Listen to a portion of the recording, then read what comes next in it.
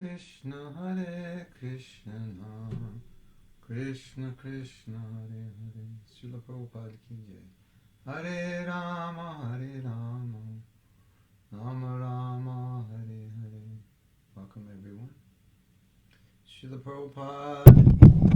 Prabhupada ki jai. Let's have kirtan, and then we'll continue our class on the glories of Yogamaya.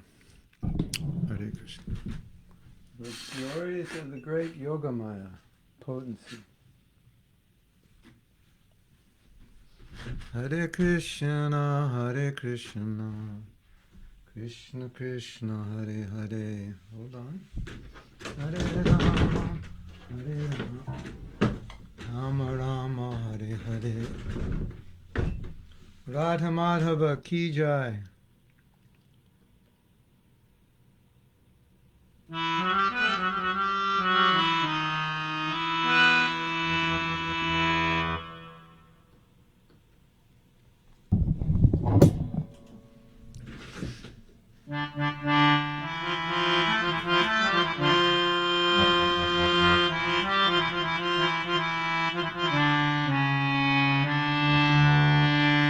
Jai Radha Madhava Kunja Bihari Radha Madhava Kunja Bihari Vijana Vallabha Girivardhari Vijana Vallabha Girivardhari Jashodhanandana Braja Janaranjana Jashodhanandana Braja Janaranjana Jamunatira Vanachari Jamuna Tira Vanachari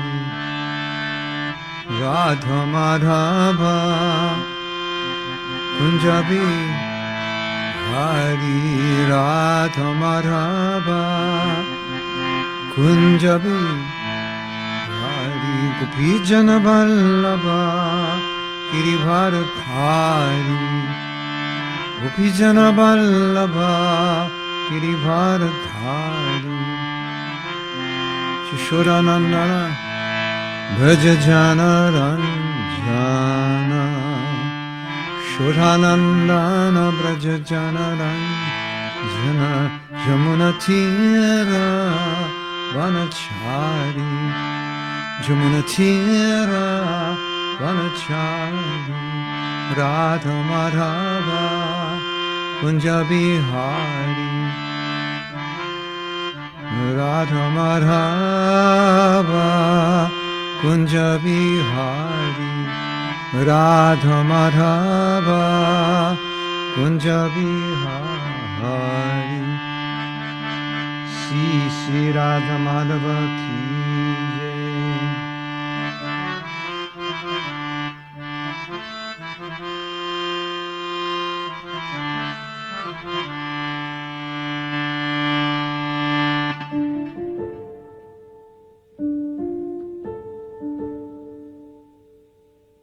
Hare Krishna, Hare Krishna, Krishna, Hare Hare,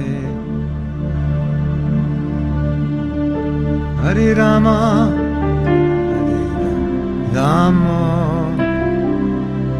Rama Rama, Hare Hare,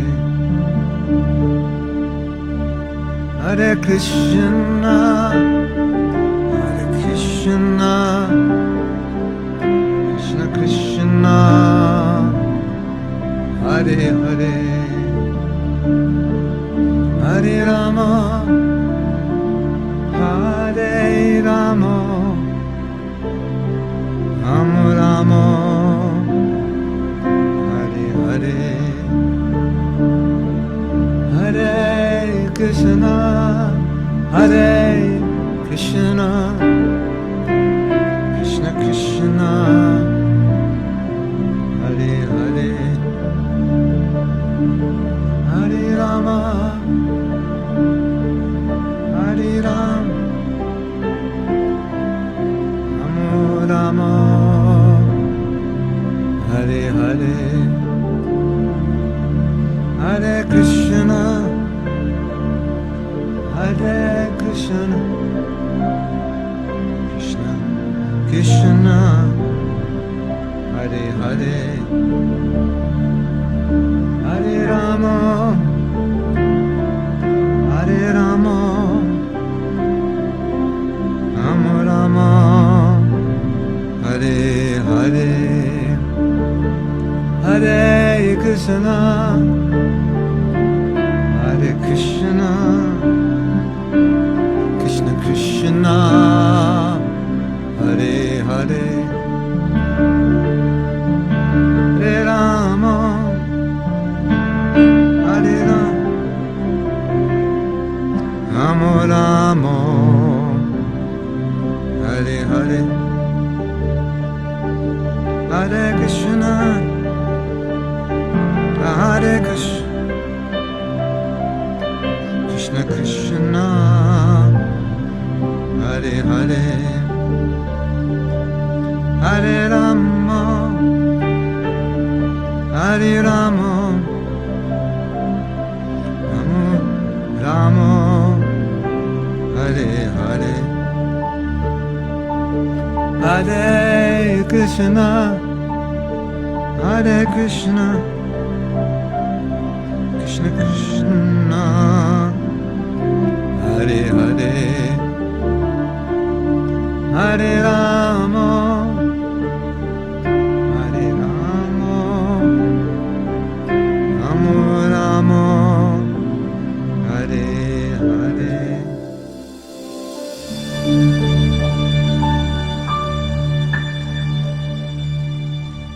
Jai Go Paramanande, Hari Hari Bo, Srila Prabhupada ki jai.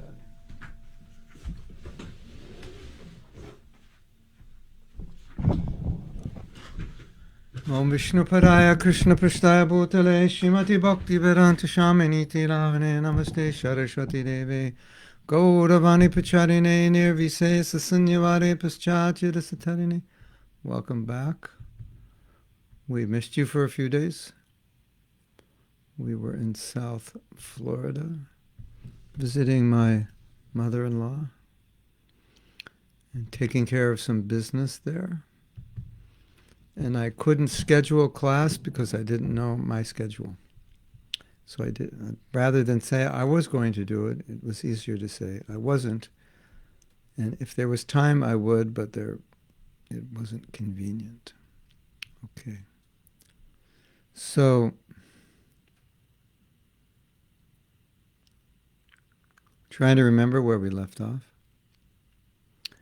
I believe we left off on Srimad Bhagavatam 3:1550. That's where we'll be reading from.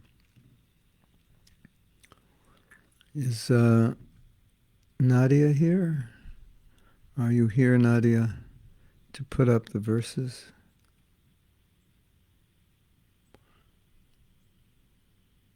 Yes. Happy New Year to everyone. I forgot. It doesn't look like Nadia is here, does it?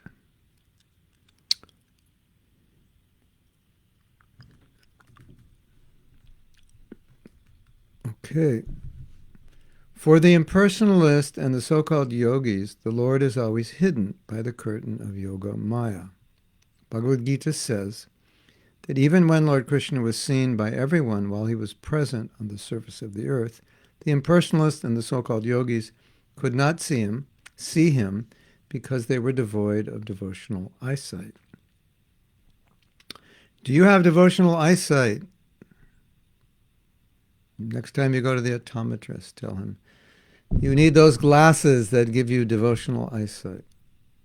The theory of the impersonalist and the so-called yogis is that the Supreme Lord assumes a particular form when he comes in touch with Maya, although actually he has no form, which is so interesting because Krishna espouses this idea.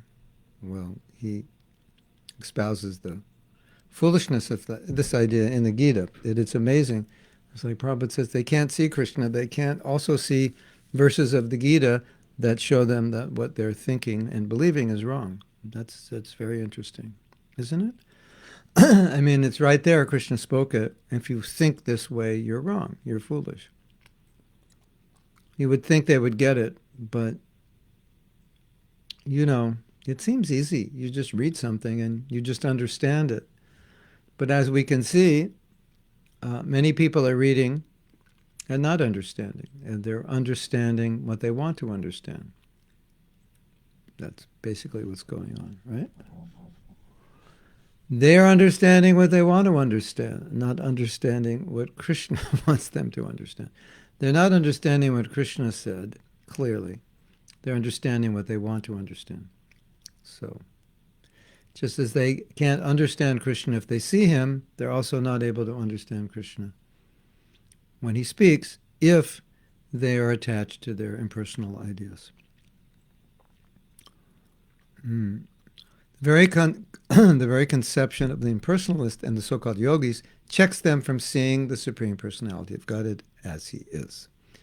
The Lord, therefore, is always beyond the sight of such non-devotees. The four sages felt so much obliged to the Lord that they offered their respectful obeisances unto him again and again. They were transformed when they smelt the fragrance of the tulsi. That transformed them. And then they could appreciate the form of Vishnu in a way that perhaps they wouldn't have appreciated it before. So anyway, it's like Krishna is protected by Yogamaya, and only through love can that protective feature reveal Krishna as he is. And we're so fortunate that Prabhupada just kind of tore the walls down, and in his books revealed Krishna. Here he is. And then, we thought, well, that was simple. Then we go to India and we find out, well, there's so many misconceptions of who is Krishna, who are the demigods. We kind of took it for granted. It was simple. Prabhupada just explained it. Then we go to India and we see there's a myriad of interpretations. And then we understood, I guess it's not so simple as we thought. The tendency to misunderstand is vast, to say the least. And there are vast misunderstandings. And various misunderstandings may have advantages to the person who's misunderstanding. Because, Krishna demands surrender. So if you can turn Krishna into a personal force, you can't really surrender to an impersonal force. So that then alleviates the need to be obedient to God, to do what he asks, because after all, he's just a force, or worse, after all, how can I surrender if I am that God? So surrender would mean becoming that God. Well, and it doesn't get much better than becoming God, does it? You could have a mansion, you could have money, beautiful cars, clothes, women, everything. That's good. But if you could become God, that comes with the package automatically. That's far greater. So I will give up my ambition for all these material things so that I can focus my attention on becoming God. And then, when I become God, now we're talking. Real enjoyment. So, we don't want to interpret Bhagavad Gita as Krishna as a person, and that's his eternal form, because then that rains on my parade. I can't become God because the position is already taken. And if I try to imitate that position, Shastra says it's like drinking poison, or it will be like drinking poison. It will be poisonous. So, if Krishna is just a temporary manifestation of Brahman, and I am also Brahman, and I have just forgot, and Krishna didn't forget, and that's the only difference, then I just have to remember, and we're good to go.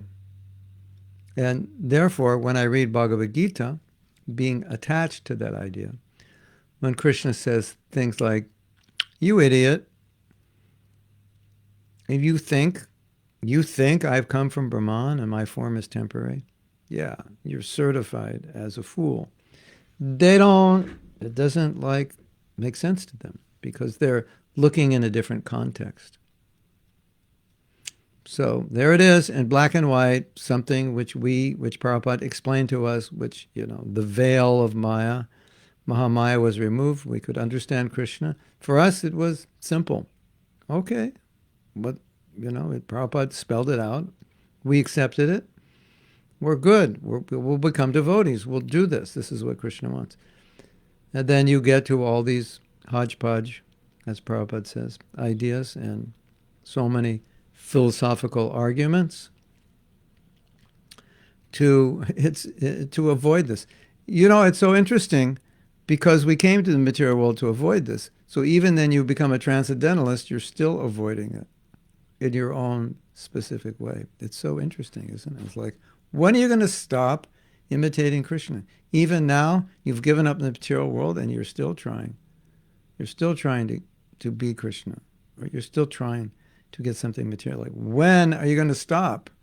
It seems like you would think by the time they renounce this world, they would understand bhakti. No. Amazing, isn't it? Yes. I was reading something this morning. It's quite interesting. Srila Bhaktisiddhanta, one of his missions was to define words according to their exact meaning. And he did this with Sanskrit words because a lot of these Sanskrit words were being misconstrued. And they were being misconstrued because they were promoting impersonalism or other strange ideas. So they would say the Sanskrit word means this, it means that. And within the meaning, the impersonal idea would be there. And then that meaning would become common.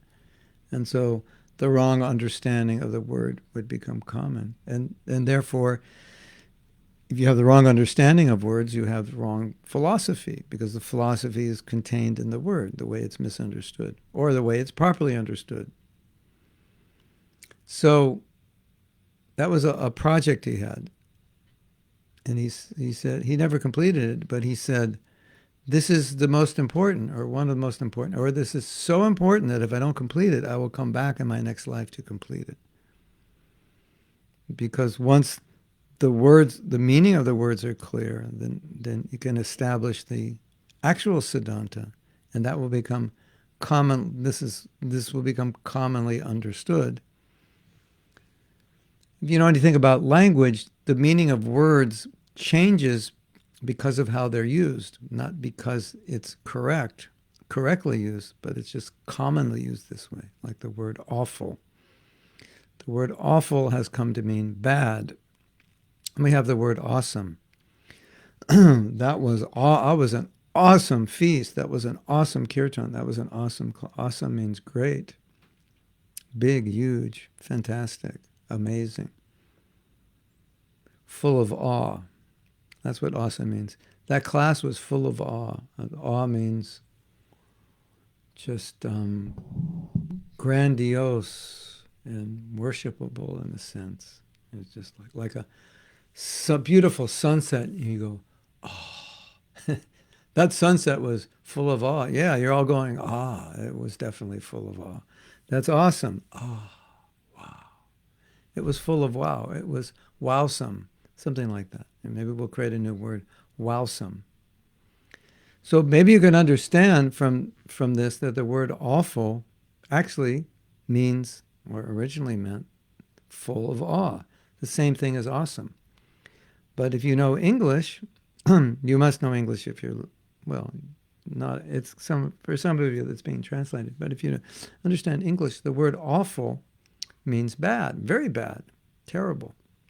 But that's not what it actually means, but it's what it's come to mean. So if I say, Prabhu, that kirtan was awful. You'll get upset or you'll start crying.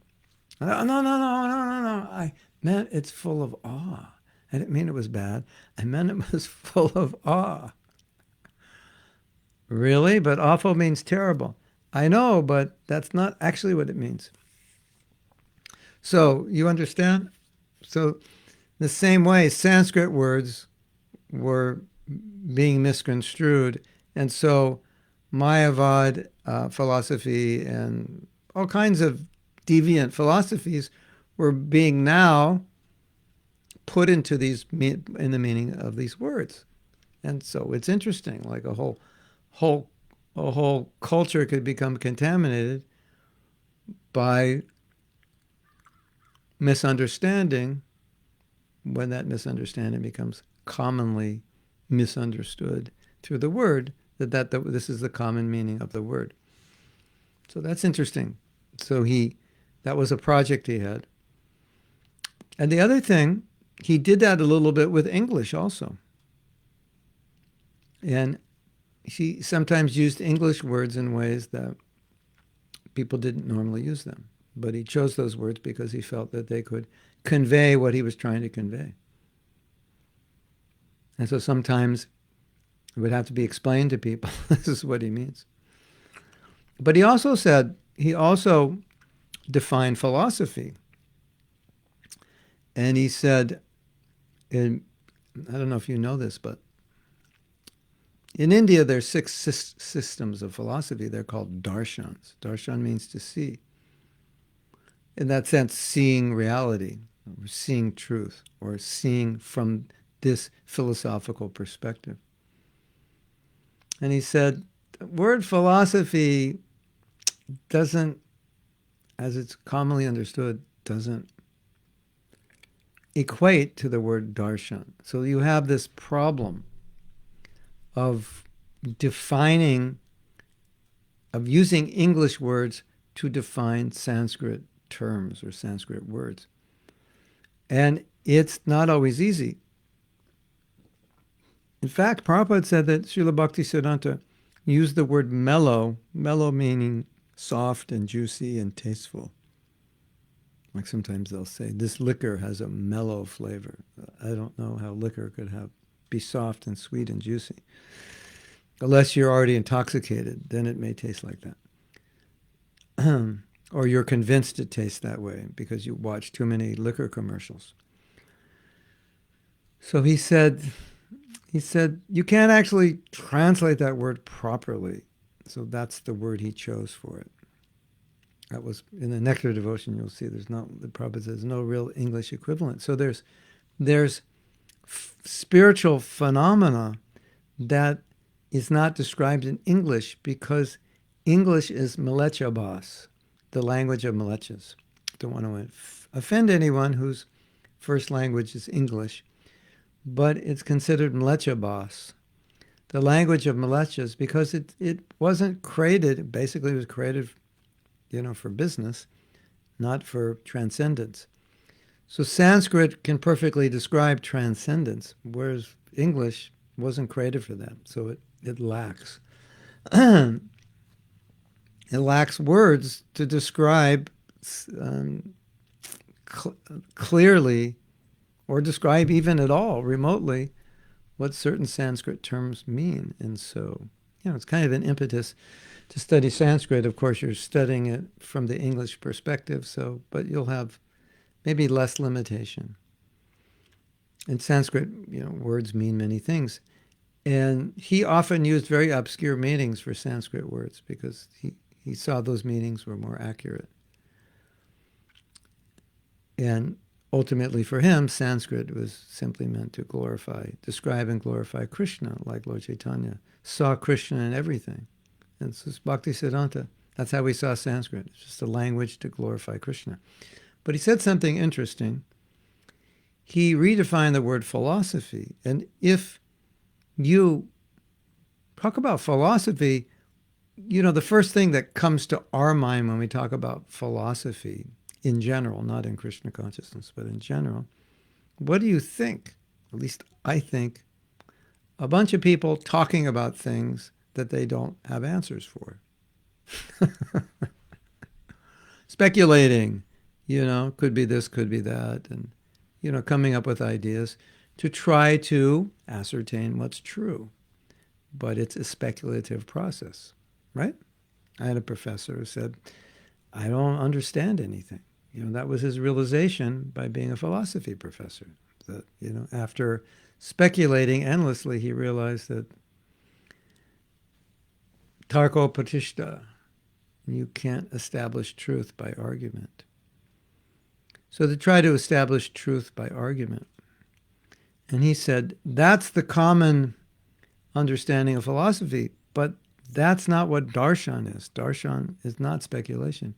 It's a way of seeing truth through a system. And the system is there, and it's not for you to speculate on the system. So he said, philosophy, the whole purpose of philosophy exists only to understand Krishna. That's pretty interesting, isn't it? Well, what's your philosophy? No, it's not our philosophy. Philosophy is to understand, you say, our philosophy is that Krishna is God. No. From his perspective, philosophy is to establish, the purpose of philosophy is to establish Krishna as God, to understand Krishna. So when I read this, I was thinking of something that Prabhupada said that slightly confused me. Prabhupada gave us this term philosophical speculation, and often Prabhupada said, we should not speculate. It's like one of the fourth principle, no gambling, and under no gambling comes no frivolous activity and no speculation. Speculating is pretty frivolous. It gets you nowhere. But then Prabhupada talked about philosophical speculation. It's like, okay, I think that's the word he used, as I remember. And he said, when you take a shastric statement or a purport or commentary and you discuss it, what does this mean? Let's understand more deeply what it means. That's called philosophical speculation. Because you're starting with a siddhanta, a conclusion. You're not having to speculate what is the conclusion. You have the conclusion. It's not a speculative process. You're trying to understand the conclusion more. So then I thought, okay, well, that's synonymous with what Bhaktisiddhanta is saying. Philosophy is to understand Krishna. So Prabhupada's saying philosophical speculation, yeah, that lines up with what he's saying. And tomorrow is Srila Bhaktisiddhanta's disappearance day, so this morning I was reading some things about him. And one thing I found interesting is I don't know if you know this, but you may not know this if English is not your first language. Well, maybe you will if you're proficient in English. But there's certain terms that Prabhupada uses and words and phrases that I never used growing up. Many of them I never even heard, like the word dovetail. Dovetail means to engage something in Krishna's service. Dovetail your talents, dovetail your intelligence, dovetail your money, engage it. I never heard the word. And that was a word that Srila Bhaktisiddhanta used often. And there are many other phrases and terms that I always found a little antiquated or quaint or even strange for me as someone who'd never heard those things. And sometimes we think, oh, that must have been British English. And now I'm finding when I'm reading it, it wasn't British English 100, 120 years ago. It was phrases that Srila Bhaktisiddhanta coined to explain something. This phrase perfectly explains what he wants to explain. So he would coin different phrases. And then Prabhupada would use these phrases. So a lot of these phrases that maybe sound awkward to you or strange, or you've never heard those words put together that way, probably it's coming from Srila Bhaktisiddhanta.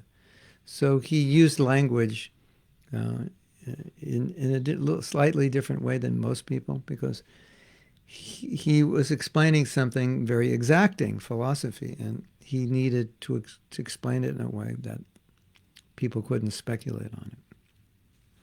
So That's just an interesting side point. Yes. You're all still here, okay. We didn't discuss only one verse, 10:2:6. Others we have already read. But we may have read this again. We may have read it. And somehow or other, how did I get my Word doc is saying, this is where you left off. Anyway, we're reading it again.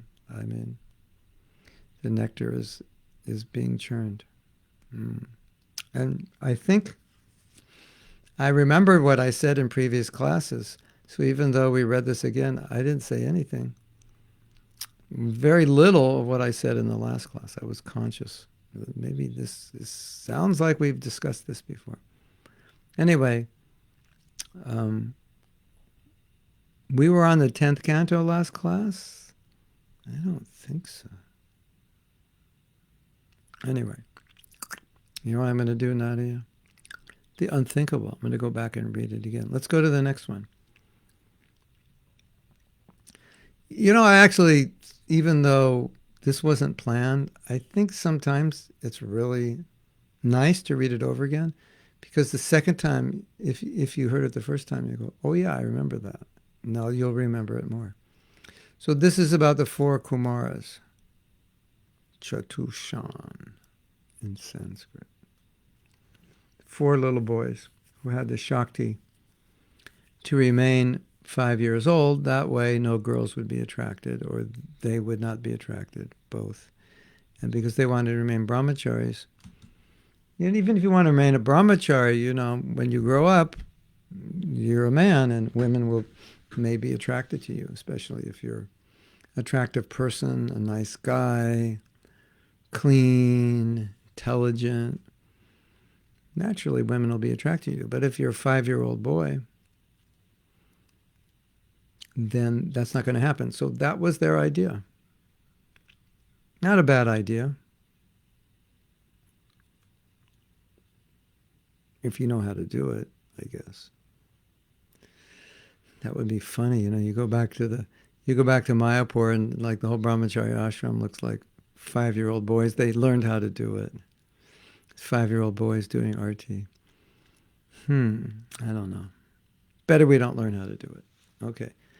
The 4 Brahmana sages were nevertheless extremely delighted to behold him, and they experienced the thrill throughout their bodies.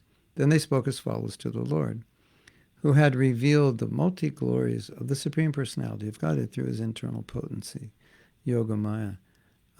It sounds like what's being said, and we can maybe find out in the purport, that he was revealing his glories mean he removed any form of Mahamaya, which would obfuscate,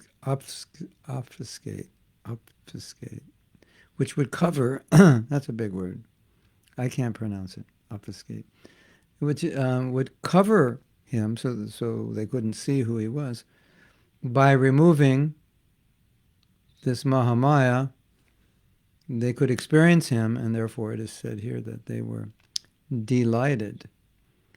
And as we discussed before, if Mahamaya is covering them, then they see him, but it's like, who are you? What's your name? Nothing much. Yeah, you look cool, but, whatever. Everybody up here looks just like you. Nothing special. Kind of like the experience we have on a bad japa day. Yeah, this Maha Mantra, how does it feel? Kind of like, not much. It's okay. You like chanting? It's okay. It's all right. How was your japa today? Oh, it was okay. Were you ecstatic? No. Were you thrilled? No. Oh, it was okay. Something like that. But now Mahamaya is removed, and then they're actually seeing him, and that's why they're thrilled. So isn't that interesting? That you could be beholding Vishnu, and like, yeah, whatever. What did he look like? I had a crown, a dhoti. Was it special? It was okay. It was all right. Yeah, you imagine, you see Vishnu and you have, that's your experience. Yeah, it was not much. It was all right. That's unfortunate. You ever feel that way after you chant japa? Like unfortunate that you didn't feel anything? Yeah. Maybe we can pray, Krishna, please remove the curtain of Mahamaya so I can actually taste your name. Let's read the purport. The sages were almost too puzzled to speak before the Supreme Personality of Godhead for the first time, and the hairs of their bodies stood erect due to their extreme joy. So this is their first darshan. The highest opulence in the material world is called parameshtya, the opulence of Brahma. But that material opulence of Brahma, who lives on the topmost planet within this material world, cannot compare to the opulence of the Supreme Lord, because the transcendental opulence in the spiritual world is caused by Yoga Maya, whereas the opulence in the material world is caused by Mahamaya. So, everything is relative to your experience. So what is big to you is relative to what you've seen as big. That's a big building. How many floors is that? 100 floors. Why is that big? Because I've never seen anything that big. But maybe somewhere there's a building with 500 floors. And this one, 100 floors? No, not so big. So the point Prabhupada's making here is, what do we think is opulent in the material world? Bill Gates' house, or houses, or what's his name from Amazon? Bezos, Jeff Bezos, could imagine what his house looks like. Steve Jobs, wealthy people around the world. Kings, Saudi princes, imagine what their palaces look like. And what's being said here is that's nothing, is nothing. You cannot imagine what opulence is. Because on Vaikuntha, the goddess of fortune lives. Yeah. So when you understand Chintamani pakarashadman sukhaupavriksha lakshavriteshu surabi rabipaliyan lakshmi sahasrashata sambrama lakshmi sahasrashata. Hundreds of thousands of Lakshmis. And Prabhupada would say everybody wants a Lakshmi in their house. Everybody would like the blessing of Lakshmi. Lakshmi, can you come to my house? And there are hundreds of thousands of Lakshmis. So everyone in Vaikuntha, not just the Lord of Vaikuntha, but everyone in Vaikuntha makes Jeff Bezos look like a pauper compared to their opulence. He's got nothing compared to them. So, if you can kind of try to imagine that, and that's what the four Kumaras were seeing. This is like you hear these descriptions, like pillars made of rubies or something like that. Pillars made of jade, decorated with rubies, or pillars made of, chair made of, diamonds, and this is does Jeff Bezos have a diamond chair? I don't think so. I don't know if he could afford it. Or maybe he could, but then he would be broke. So, the opulence of the material world, as great as it gets, is a fragmental portion of the opulence of just one resident of Vrindavan. Not even Vishnu, just one resident of Vrindavan. So, if you like money, if that's the goal of your life, just go to Vaikuntha. You'll put Jeff Bezos to shame. He won't even compute up there as a person with opulence. Okay. So now we're jumping to the fifth canto. As I said, we may have read this, but we're going to read it again. Due to getting a perfect, and I promise I won't say anything that I've said in other classes. And if I do, it'll be minimal, and I'll mention that I said this before. We can come up with new angles of vision. Due to getting a perfect son according to his desire, King Nabhi was already overwhelmed with transcendental bliss and was very affectionate to his son. It was with ecstasy and a faltering voice that he addressed him, quote, "My dear son, my darling."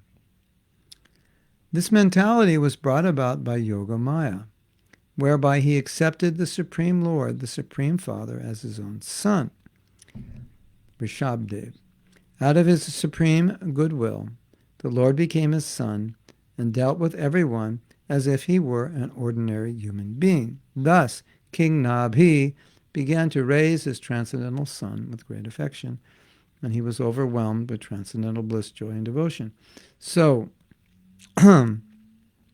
here it's described that the king's affection for his son was a result of the Yogamaya potency. And if Mahamaya showed up on the scene, everything would change. Everything would be different. Isn't that interesting? Just one Shakti could change everything. So by the effect of Yogamaya, King Nabhi has now, I don't know if we could imagine the intense affection that someone would have for Krishna or his incarnation, because we have such intense affection here for people in our lives, our family, our loved ones. And the affection that a devotee has for Krishna, it's hundreds, thousands, millions of times greater. It's unimaginable. I mean, let's think of the person you have affection for and multiply that affection by 100. It would seem, if you did that, you would just faint. It would, like you couldn't exist. That would be like too intense, right? You agree? Like, how could you deal with the intensity of that affection? Even 10 times, you'd figure maybe 10 times would be hard to handle, right? You're attracted, you fall in love, and then you multiply it by 10. Wow, you'd like be going crazy. Wouldn't even be able to function. What to speak of 50 times, 100 times.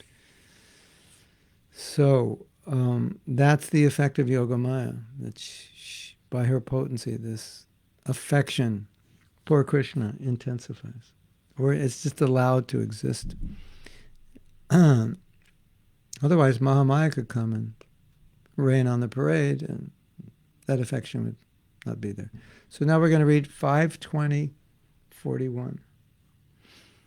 In Bhagavad Gita 4:6, Lord Krishna says, "Sambhavami atmamayaya." I appear by my internal potency. The word atmamaya, maya, atma, maya, refers to the Lord's personal potency, yoga, maya, the energy of yoga. After creating both the material world and spiritual world through Yoga Maya, the Supreme Personality of Godhead personally maintains them by expanding himself in different categories as the Vishnu Murtis and the demigods. He maintains the material creation from beginning to end, and he personally maintains the spiritual world. And he's out playing golf all day. We mentioned that, remember? He's not playing golf. The Krishna's equivalent is herding cows and dancing with girls and joking with girls and joking with the boys. That's his equivalent of golf. But through his Shaktis, everything's going on. And in the material world, as you know, the material world is a place where you have to work to maintain yourself. I'm sorry to remind you that you have to work, because most of us would rather not work. We'd just rather do devotional service. But that's the difference between ourselves and God. At least while we're in this world, we have to work. But Krishna doesn't have to work. Why doesn't he have to work? Oh, he's got to maintain the universe. Exactly. But he doesn't have to do it personally. He just creates a Shakti, and the Shakti does it. Creates a personality possessed, empowered with that Shakti. So, good news to all of you. If you go back to Godhead, you also don't have to work. If you don't like working, then I would suggest you go back to Godhead. What do you think? Good idea? If you don't mind working and taking birth again, then you think this world is just fine and maybe you'll take a better birth in your next life, you can stay here, but it's probably a good chance you're going to work. And also, even if you become successful, like we see many people are very successful, and they're still working. They just like to work. It's like, yeah. Prabhupada said, working is your punishment. So they like to punish themselves. Yeah. I could retire, but, I'll get bored. So just take on all this anxiety and create a new company and make some more money that I don't need. And they think this is enjoyment, and Prabhupada's saying, no, this is your punishment for taking birth here. You have to work. Kind of like going to prison, that they may put you to work in prison. Okay, the next one is from the 7th canto.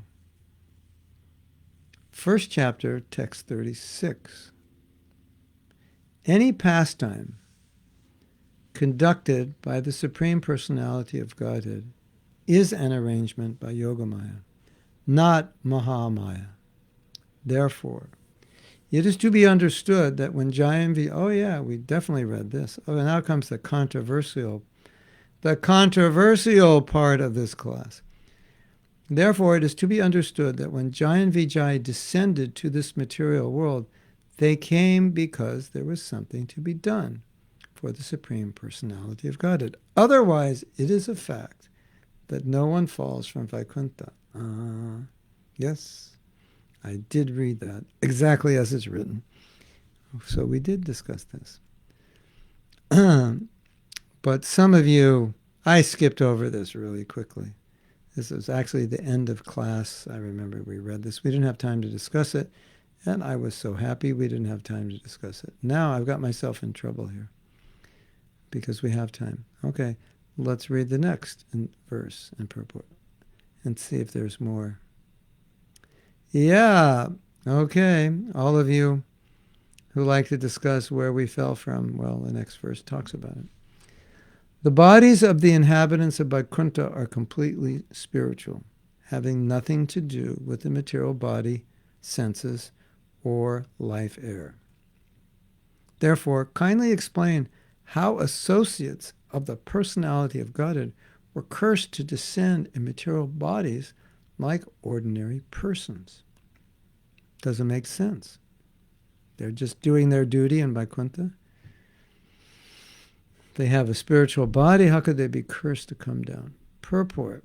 This very significant question would be difficult for an ordinary person to answer. But Narada Muni, being an authority, could answer it. Therefore, Maharaj Yudhisthira inquired from him, saying, Etat akyatam arhasi.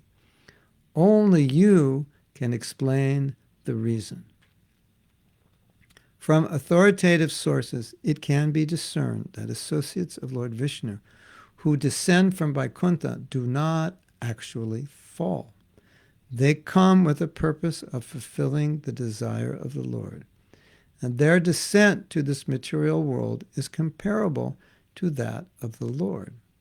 The Lord comes to this material world through the agency of his internal potency. And similarly, when a devotee or associate of the Lord descends to this material world, he does so through the action of the spiritual energy. Many, as you know, many of Krishna's associates come with him to perform pastimes. Any pastime conducted by the Supreme Personality of Godhead is an arrangement by Yogamaya, not Mahamaya.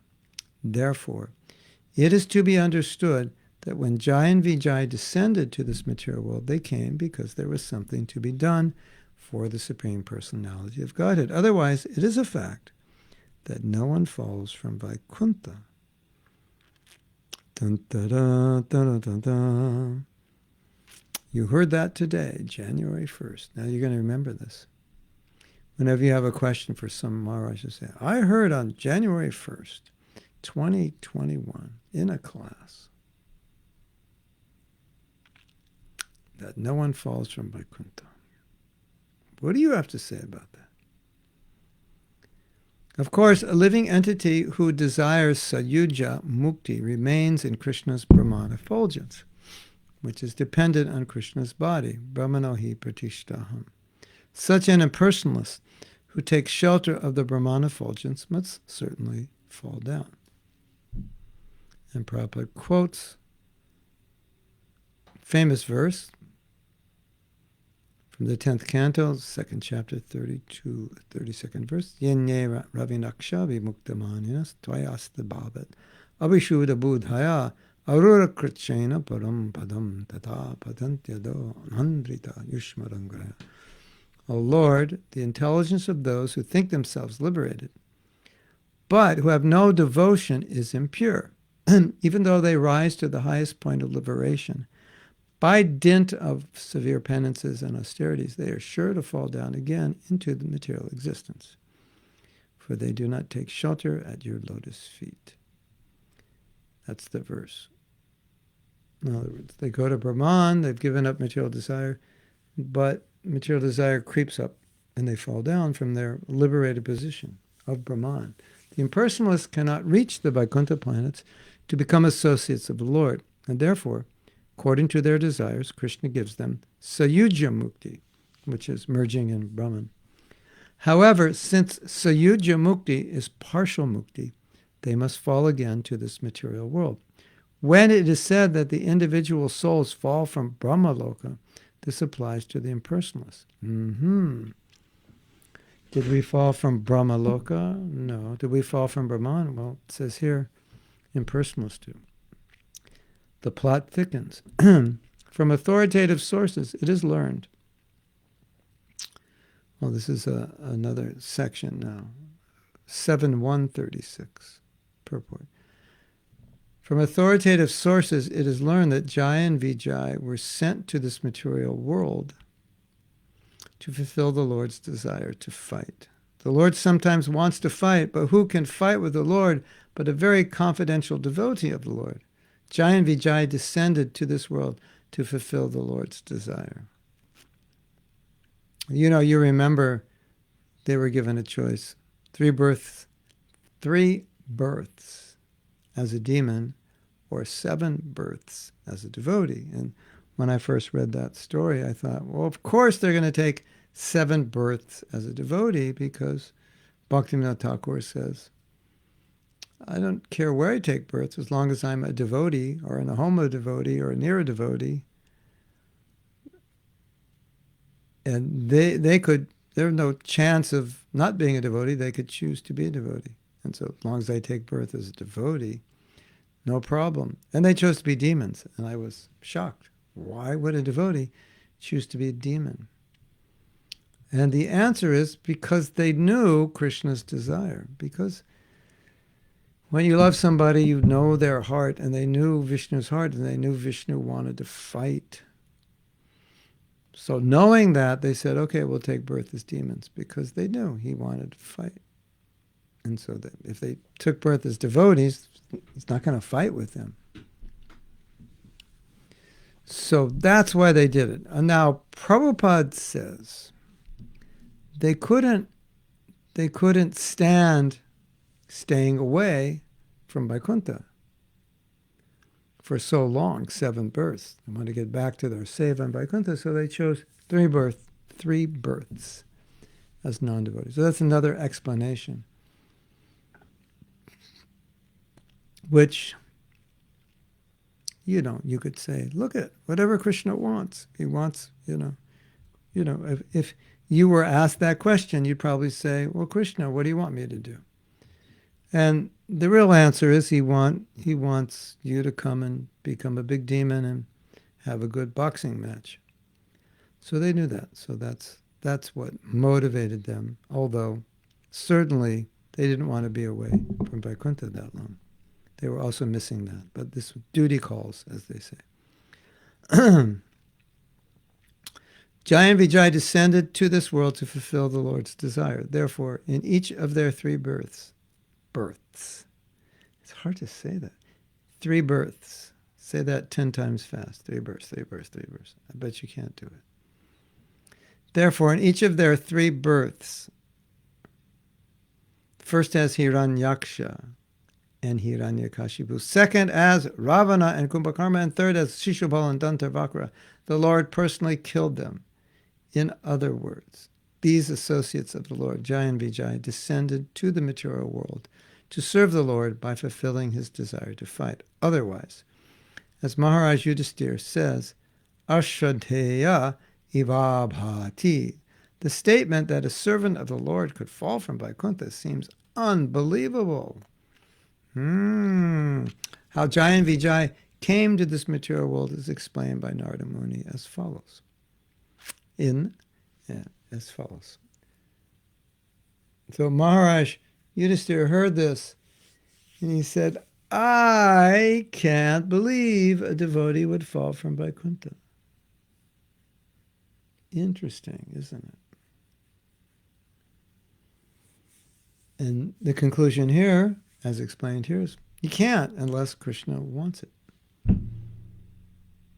Okay. Let's go and check out if you have something to say. You are all speechless, it seems. No, not completely speechless. It looks like you're speaking. Okay. So I'm going to go scan back so I don't miss any comments and see.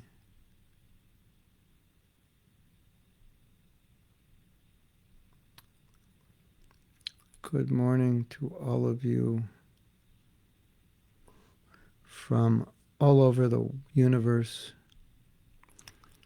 India, Alachua, Siberia, Chile, Poland, and a few places I don't know where you're from. We have 2 from Alachua. Wow. Alachua was well represented today.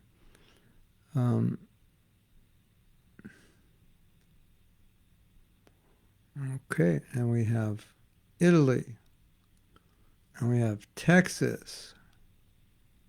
You know where Texas is? Oh, that's where all the Texans live. Yeah, that's where it is. Okay. And a few other states in America. Okay, I'm going down. Okay. Krishna Karshani is asking, how to overcome the fear of making advancement in spiritual life, the fear of being detached, which may make us function in this material world difficult. Out of this fear, we may tend to sabotage our spiritual advancement. Yeah, that's a good question. Well, there's 2 fears here you're expressing. One fear is, is it 1 fear or 2?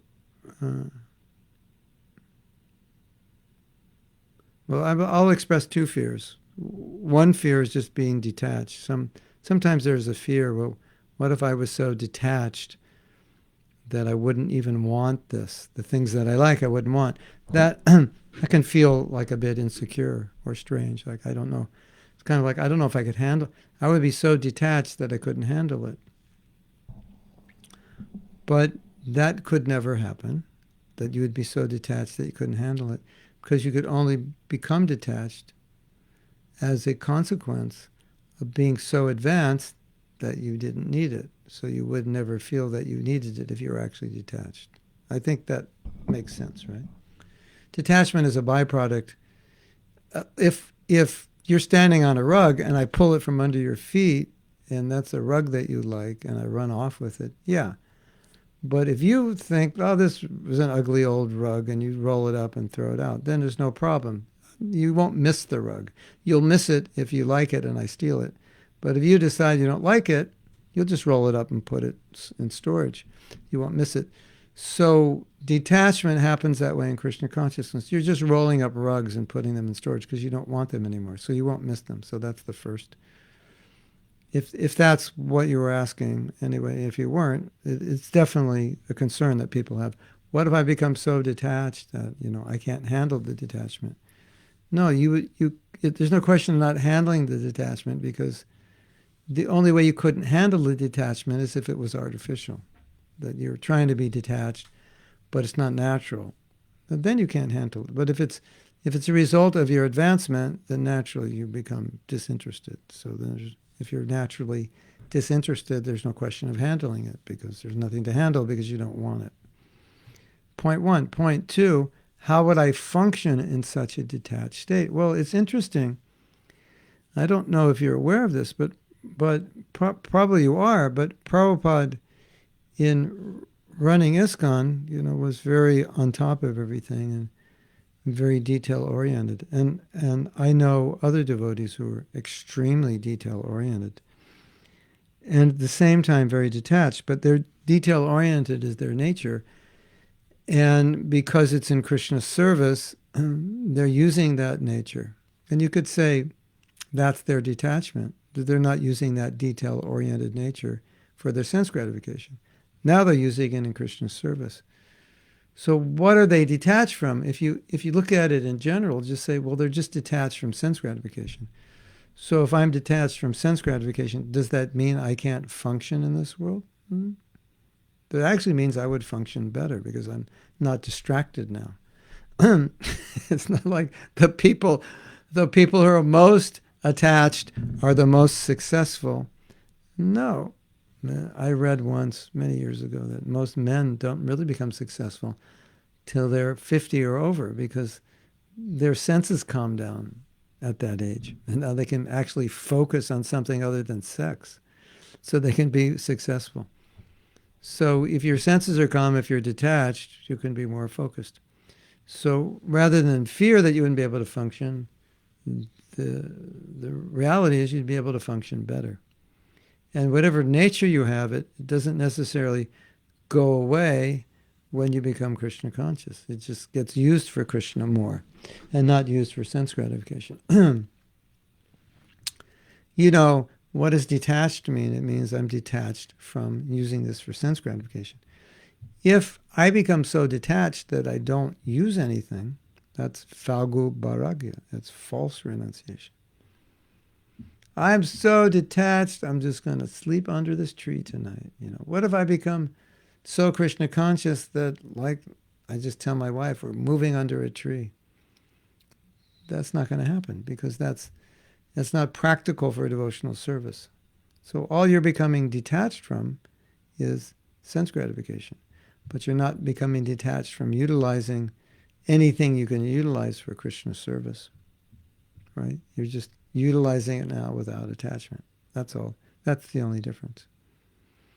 And, the most detached people have the least distractions. So the answer to this question is detach from social media. You'll be able to focus. That's the answer. How do I detach from social media? You have to get a higher taste. Krishna Tube. There is a Krishna Tube. Did you know that? Krishna Tube. It has Krishna conscious videos. So Marco says, I find very interesting that the sound of some words in many different languages of this world is similar, and sometimes very close to the Sanskrit. Yeah, it's true. Could it be that the sound, even unknowingly pronounced, of some words may have some effects on consciousness as mantras do? I would say everything has an effect.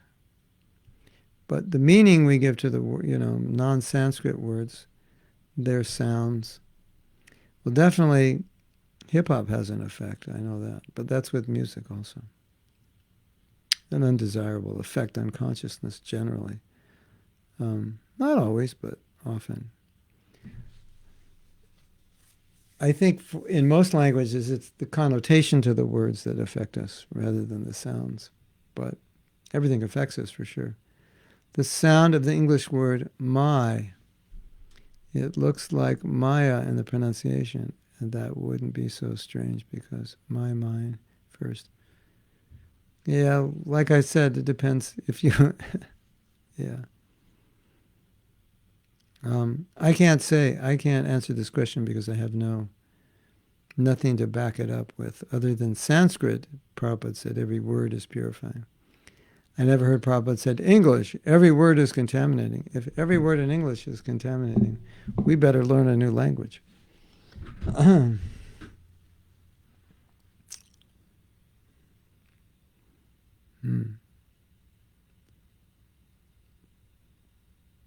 Yeah, I can't. I've never heard Prabhupada come up with this idea other than also saying every word in the Bhagavatam is beneficial. Every syllable is beneficial, but that's Sanskrit.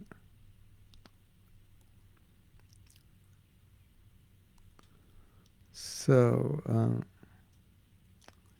Krishna Karshani says, so we have not fall from the spiritual world. I know it. What a nice beginning of the year.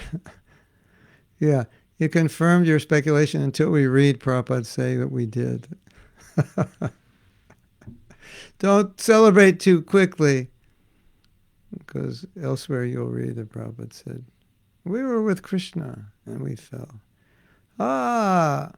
We had, if you didn't see class yesterday, we had class with Bhaktivedanta Swami, and one of the questions was how do you resolve contradictions. So Ananta, that was a long time, 3 births in 3 different yugas. Yeah, that's 7 consecutive births. Well, the problem is everybody lived, like in Sat Yuga, they lived 100,000 years. But the yuga is a lot longer, yeah. So then the next question is, where were they between the yugas? Well, sounds like I don't know. Waiting to take their next birth. If they were to take 7 births, they would be born in different yugas. Or just, I can't explain it, but the way Prabhupada explained it was the concept of 3 births would be quicker to get back than 7 births. So maybe those 7 births would expand over 4 yugas. 3 births only over 3. Yeah, I can't explain exactly, but it was apparently faster.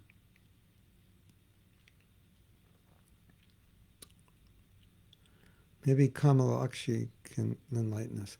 She says, I was thinking about these different explanations given about Jai and Vijay taking 3 births as demons. I was picturing Krishna giving them the option to take 7 births as devotees, knowing full well that they would want to come back as soon as possible. That's there also. Of course, when Krishna has already arranged that they're going to decide that. He's within them, so he's going to make them. No matter what, he'll make them say it. Knowing Krishna knew they would come back as soon as want to come back as soon as possible. The option is there because he will not force anything. But out of love, they know each other so well. Yeah. So it is not that there are different explanations, just different facets of the same explanation. There are unlimited explanations, but they're all different facets of the same. That's what's so nice about Krishna consciousness, that you can go on analyzing something forever and still come up with new ideas. Isn't that nice? You can discuss this pastime. Now, if we can get the commentaries of the acharyas and go to the commentaries, then they'll also perhaps give some enlightenment about the 3 births. Right?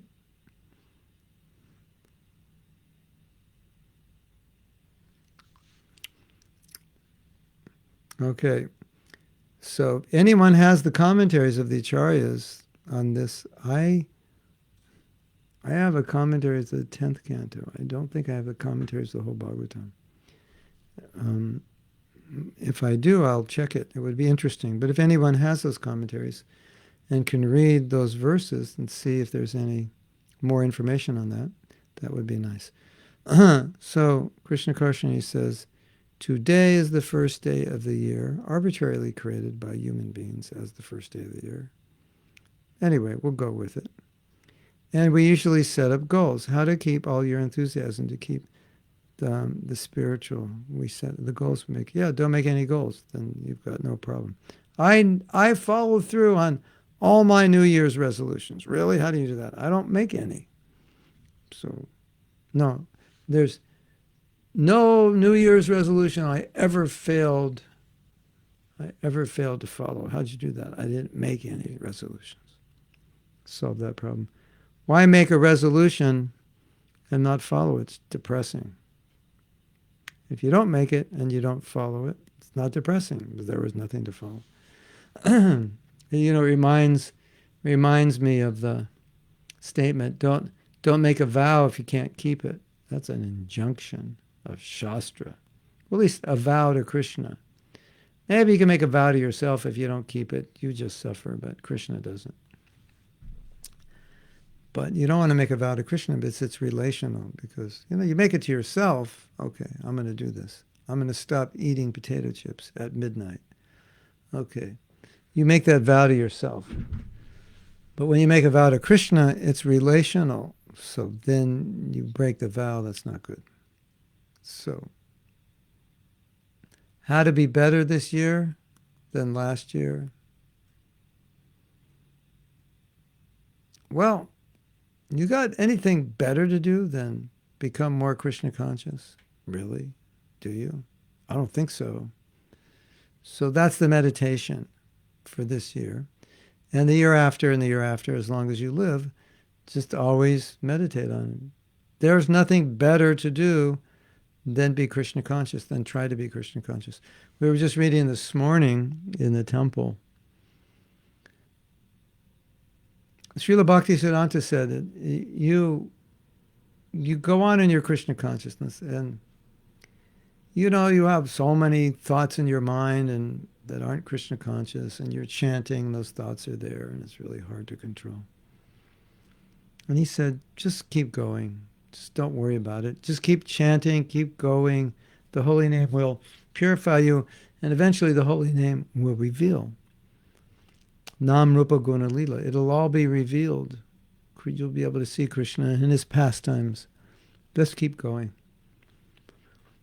So, now, if that's what Krishna consciousness can do, if Krishna consciousness can reveal Krishna, if Krishna consciousness can reveal his pastimes to us, if Krishna consciousness can reveal our relationship with Krishna, what else you got going on that's better than that?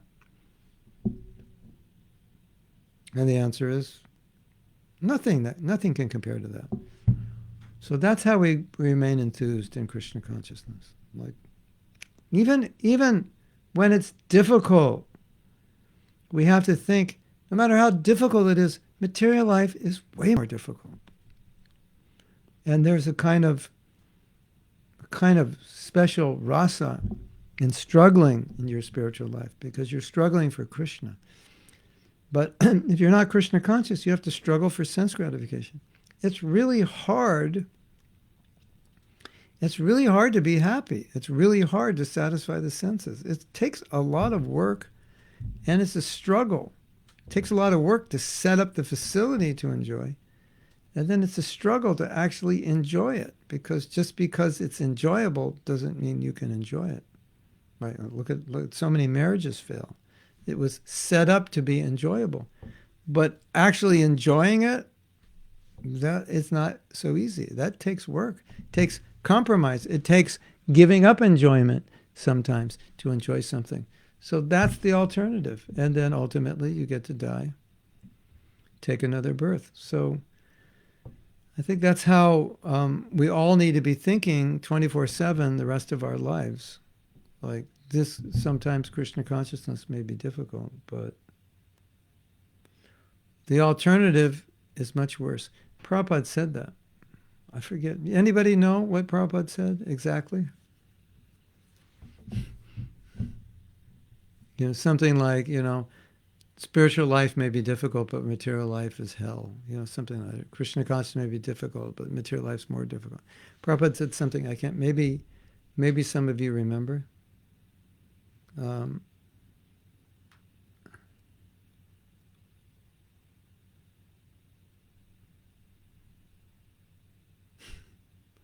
Spiritual life may be difficult, but material life is, so that's how we have to think.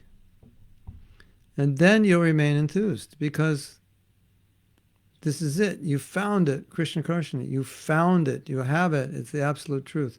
You can go back to Godhead in this lifetime. You can become a pure devotee. You can help millions of people. What else is there to do?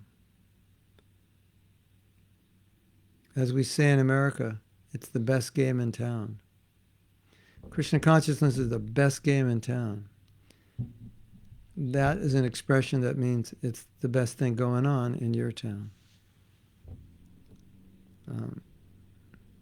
How to be a better devotee this year? What about the year after? Just this year. Okay. Next year. 2022, we can get slack again, but 2021, we'll go for it. Krishna is a cause of cause. They want to fight with the Lord. They want to fight with him because he wants to fight with them. Otherwise, no devotee wants to fight with Krishna unless Krishna says, I want you to fight with me. Okay, let's do it. Yeah, Marco says, I guess every language in the world is more or less contaminated. We learn the transcendental grammar that Lord Chaitanya taught. Each word refers to Krishna.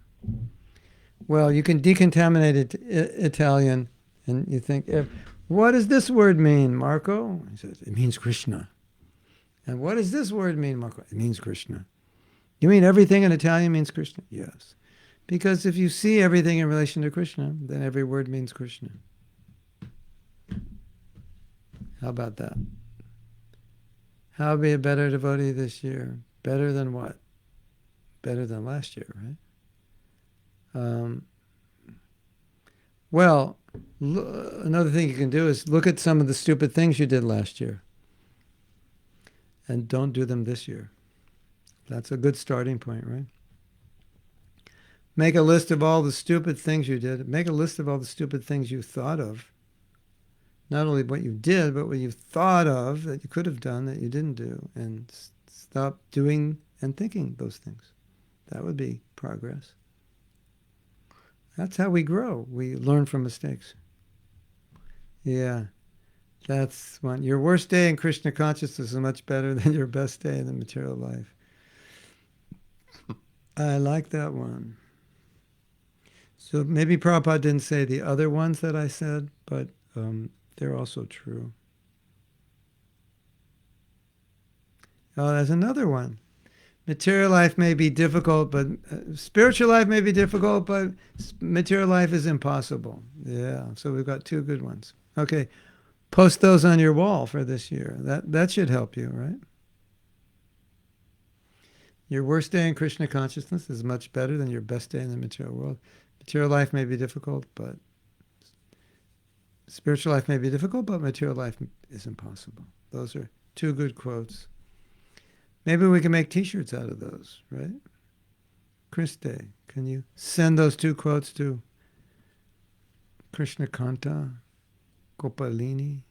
If you don't have her info, just send them to me. I'll send them to her. Just WhatsApp them to me. Those are good quotes for t-shirts, right?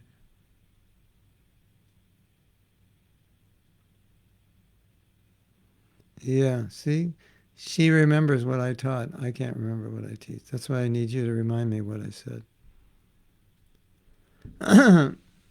I had a realization yesterday. I don't have a big enough brain to put everything in it that I'm learning and keep it there. It seems to drip out, like overflow. Do you think that setting up goals in spiritual life is helpful? Yes. Or it's detrimental if you don't follow them, but definitely helpful. It seems that it depends on our psychology.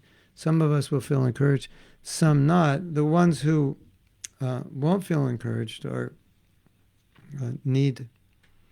probably need goals more than the ones who will. Yeah. Well, the reason you set up goals is to achieve them, to help you achieve them. But if you have a psychology where if you set up a goal and you don't achieve it tomorrow, you become depressed, then yeah, that's going to be a problem. But that's the intention of setting up goals is not to make you depressed. It's to we'll just say, enjoy the ride on the way to the goals, and then you'll be okay. Because if you make a goal and you get 1 inch closer to that goal than you were today, celebrate. Oh, Krishna conscious here. Yeah, she's here. You don't have to send it to her.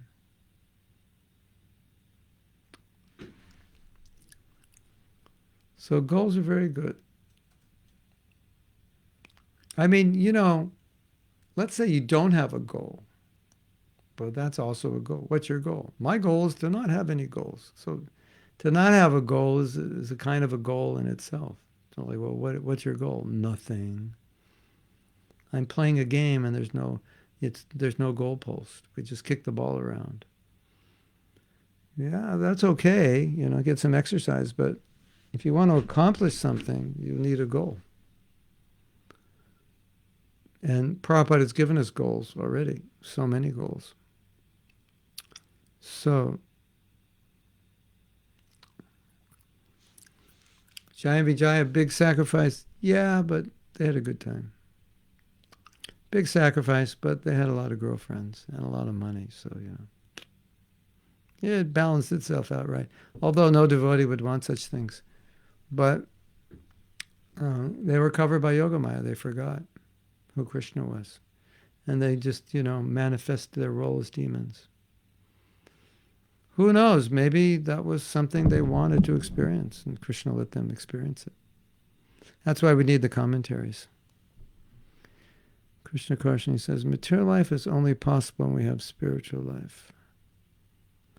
Actually, from a philosophical perspective, devotees don't have material life. They only have spiritual life. Because everything you do is for Krishna, so you have no material life. But, of course, when we talk about material life, we know what we're talking about, but philosophically speaking, we don't really have material life. Because material life, philosophically speaking, means doing something for sense gratification, not for Krishna. So, in theory, everything we do is somewhat how remotely or directly connected to Krishna. Right? You are right again. Yeah. So devotees don't have material life. Only spiritual life. So we have 6 minutes. Should we read more? I don't see any more questions.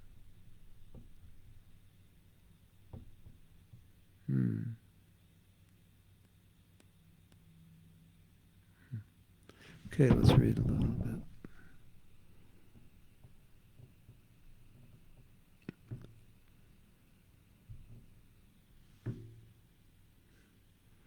Yeah.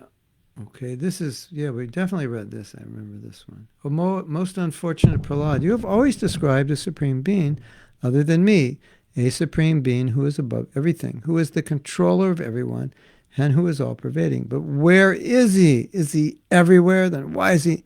If he is everywhere, then why is he not present before me in this pillar? Hiranyakashipu understood. Look at that. He just defined God. Demons sometimes declare to a devotee that they cannot accept the existence of God because they cannot see him. But what the demon does not know is stated by the Lord himself in Bhagavad Gita, Naham prakashya sarvasya yogamaya samambritaha. I am never manifest to the foolish and unintelligent. For them I am covered by my yogamaya. I was just thinking about this. There is a movie I saw, a trailer, and it's called, what's it called? something, I forget the title, something in the subtitle is Intelligence Not Allowed. What's it called? Ben Shapiro, Something Intelligence Not Allowed. And what it means is intelligent not allowed is intelligent design is not allowed as a scientific theory in academia or the world of science. And they, in this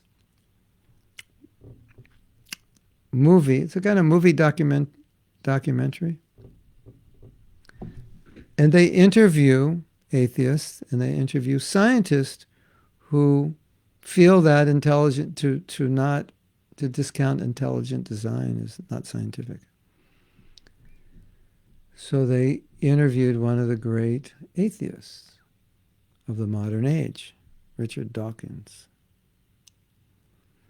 And I was just reading something, made me think of him.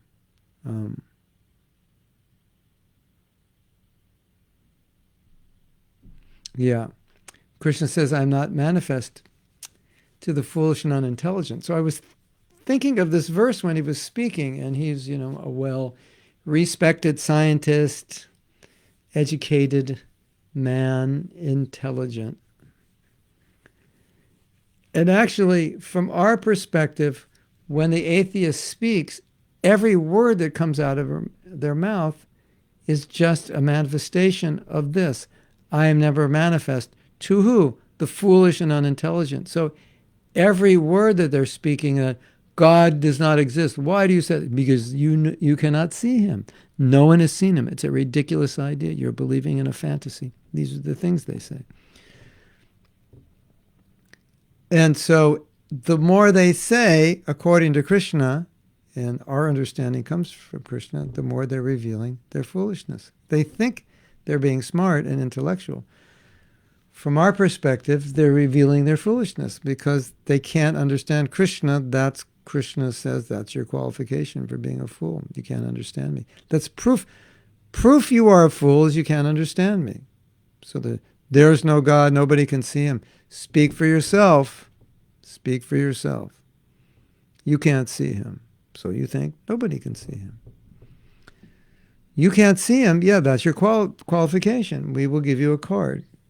Authorized, Bhagavad Gita, verse 725, confirms you, number one, fool.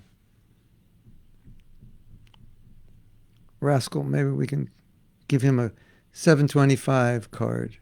Violation 725, number one. Rascal, number one. So I thought that was just funny.